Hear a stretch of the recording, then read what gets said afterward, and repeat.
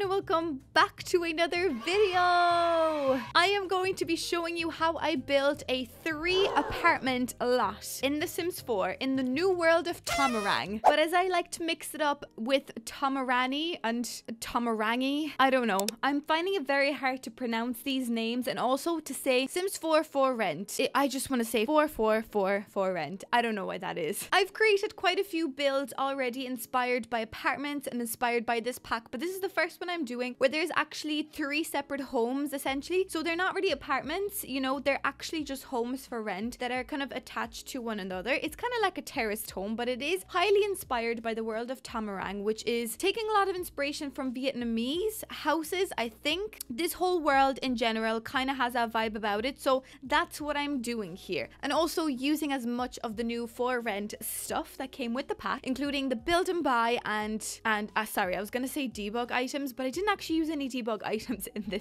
this build. Please do excuse me if you're watching this and you're like, if you hear me saying something wrong, I'm actually sick at the moment. I do have COVID, so just bear this in mind. Put on your mask, get your cup of tea, and keep watching my video. Please don't click off just because I have COVID. The items that come with this pack and also the color swatches are so exciting and so lovely and so vibrant and so vivid, kind of like this world is. I love the neighborhood that we are in at the moment. I could not tell you what it's called actually. What is it called? The one that we're in is called Moran Song, and the other one down below is Ko Sapha. I'm very sorry about the butchered pronunciation of these names. I'm very bad at pronouncing anything. And you know, we do have a few lots in those neighborhoods, but I wish there was a lot more, especially in the Moran Song area. There's like a park that's a lot. That shouldn't be even a lot. That should just be a park that's a part of the world. I think I go on about that in one of my Let's Plays. I feel like the world could have been used a little bit better, but then again, we also have the ability now to use the bigger lots, which there isn't many, but to use the bigger lots and create many homes and kind of create like a little neighborhood within a lot, because that is absolutely possible, and we will definitely be trying that. But overall, I do really love the items, the build and buy items that came with this pack, as well as the actual world itself. I think it is absolutely stunning. It really does remind me of the Growing Together world called San Sequoia. It's literally like that mixed with Tartarossa from the Wedding Pack stories. Sorry, what? Wedding Stories pack. It has that kind of vibe about it, which I obviously love. Nevertheless, I really love it. So can we just talk a little bit about the ability that we've gotten with this pack, which is just one of the best things that we've could have received. The ability to create multiple families on one lot. Obviously, you've heard everyone talk about the ability to create multiple families living together on one lot, but how exciting is this actually? It's like one step forward into creating an open world for your Sims, because, you know, it is still kind of annoying that you have to go through a loading screen to go to someone's house, and even if you're renting out a property, you have to go through many loading screens to actually get to the houses that you want, which is still a little bit annoying. You know, we still have that stupid loading screen, but I suppose the loading screen is there to help us to run the game to best of its abilities, because if I had to render all of those lots as one game, or save file I should say, it would be a lot for my PC. So the way that it works is that all of the other apartments that are rented are gonna not be shown at all. They're just going to look like blank little apartments, but once you go through the loading screen, all of your furniture and all of your family will still be in that apartment, which is really good, because that was one of my questions. I think I mentioned that in my terrace build. I'm not entirely too sure which building video it was, but I was like, how in the name of God is this meant to work for people that maybe their PC isn't as strong enough, or maybe they're still playing on a laptop, which that was me a few years back, and you remember that struggle. So it was very interesting for me to see how they're going to give us such an expanded, elevated gameplay without actually changing much, you know, to my game or anything like that, because The Sims 3 obviously was an open world game, which I absolutely love. It's one of my favorite games. Actually, that's hard to say because I also love Sims 2 and Sims 1. But that as a game allowed you to have, you know, neighbors. You still had to go through a loading screen, but there were so many lots that you could go to without a loading screen, which, you know, leads me to believe that maybe potentially very soon we will also get that in The Sims 4. But who knows? Who knows? Because The Sims 4 definitely has a lot more layers and things like that in it. So it would be a lot more difficult to make that fully open world. I'm asking a lot here. Don't worry, I'm just being delusional today. Just give me my moment. I am honestly so proud with how this this house turned out. It has 3 separate little homes in it. So I'm just showing you briefly right here. I think this is the first apartment. Yes, this is still the first apartment that we're building. So a lot of these items, like especially the wardrobes and things like that, I love. But some of the swatches, I do find it a little bit hard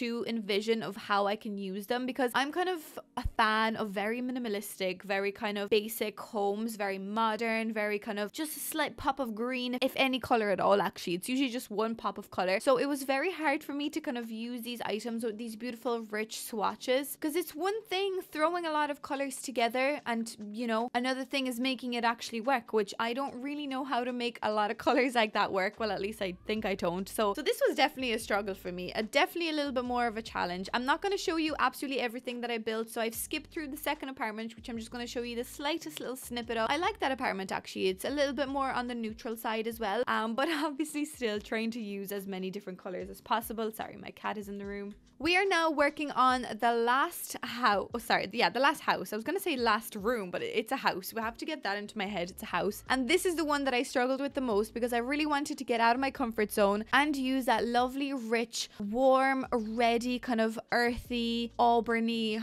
I don't know what else to call it, this lovely wooden tone that I would never in a million years use. I really do love the way this room turned out, but trust me when I tell you this, I was terrified. I was scared. Looking at all those patterns, especially those beautiful tiles, I just don't know how to incorporate it into a build to make it look nice. So you know me, again, I love to treat myself. No, I love to challenge myself. So I've done quite crazy things here with the flooring and quite crazy things with the walls as well, but I think I'm quite proud of myself. You know, every single day that I make a building video for you guys, and every single day I step out of my comfort zone, I get more and more confident with these kind of builds, especially when you guys give me feedback. That's you know, that's when I really know I'm doing something right. But I am definitely learning quite a lot of interior designing through this, which I do love, may I add. But anyways, I'm just doing the bedroom right here. I'm not going to show you the bathrooms and things like that, because again, I think bathrooms are quite boring to show on camera. But the tiles that we've gotten actually in this pack are absolutely stunning, as well as some of the walls. So there's definitely a lot of swatches and tiles and things like that that I'll be able to use in my other games. I was trying to fit as many kind of clutter little items as possible to make these homes look lived in.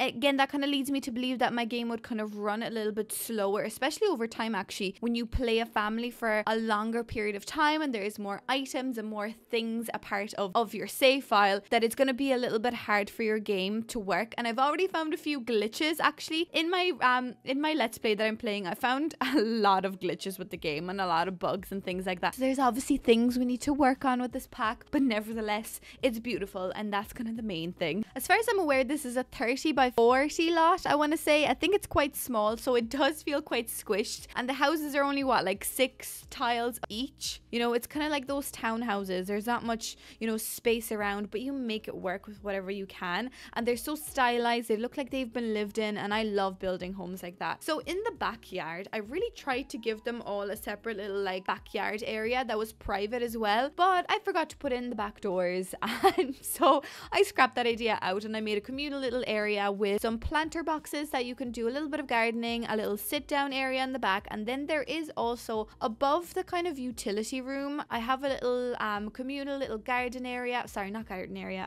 grilling area, and you can sit down and things like that. So that is quite cute. You can access that through the ladder. But anyways guys, that is what it looks like. It kind of looks like it is meant to be a part of the street and a part of the world, and I'm obsessed with how it turned out. I'm showing you a few little sneak peeks of how the bedrooms actually feel when you're walking through them. All the detail and all the items from this pack are working beautifully together, and I think they create such a lovely sense of Tomarang, of the Vietnamese touch in a lot of these items, and I'm a huge fan of that, and I really hope you are too. I'm just really quickly showing you as well how I turned those 3 homes into separate rented lots so that your Sims can move into those 3 apartments, because it is a little bit of a struggle to kind of figure out if you've just bought the pack and you're kind of confused about how to do it. I can make an in-depth video for you if you'd like to see that. Please let me know down in the comments. But anyways guys, this is what it kind of looks like. This is the finished look. Please let me know what you think of it down in the comments, and as per usual, don't forget to subscribe so you won't miss any of my other videos. And I do actually have a let's play which is continuing on from my horse ranch to the 4 rent pack, so please don't forget to check that out. out. And yeah, guys, as per usual, thanks so much for sticking around with me. I appreciate all your lovely comments and feedback, and I'm so glad I could be here with you guys, even though I'm sick and I'm feeling poorly, but this is always something that makes me feel a lot better. So anyways, guys, thanks so much for watching, and I shall see you in the next one. Bye!